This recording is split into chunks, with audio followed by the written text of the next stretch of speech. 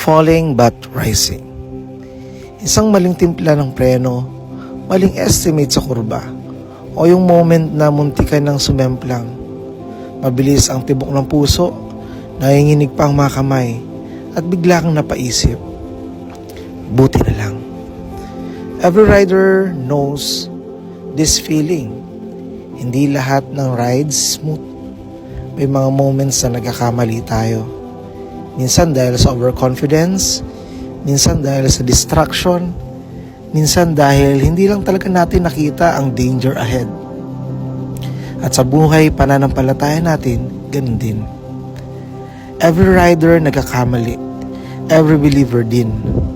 Hindi sukatan ng pagiging mabuting Kristiyano ang hindi kailanman nadadapa.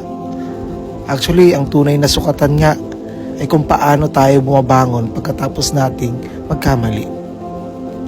God never promised a mistake-free journey, but He promised a grace-filled recovery. Minsan, ang pagkadapa ang nagiging teacher natin.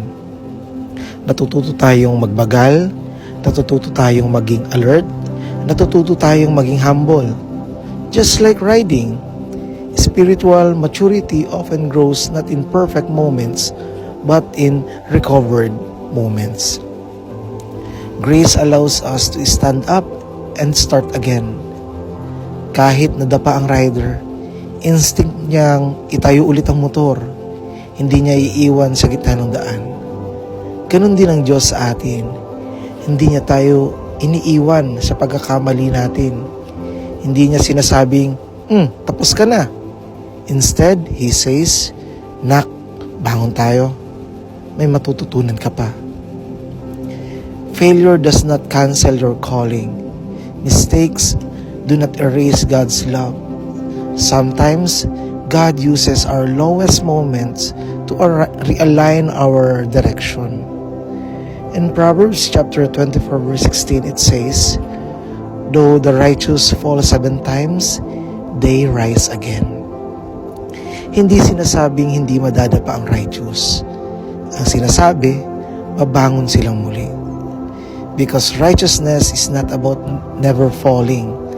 It is about never staying down without God.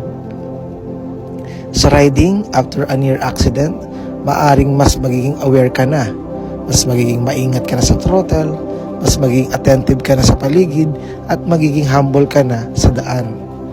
Ganun din spiritually. After failure, mas lumalalim ang dependence natin kay God. Sometimes the fall produces wisdom that success never could. So sa Diyos, ang pagkakadapa, hindi katapusan, training yan.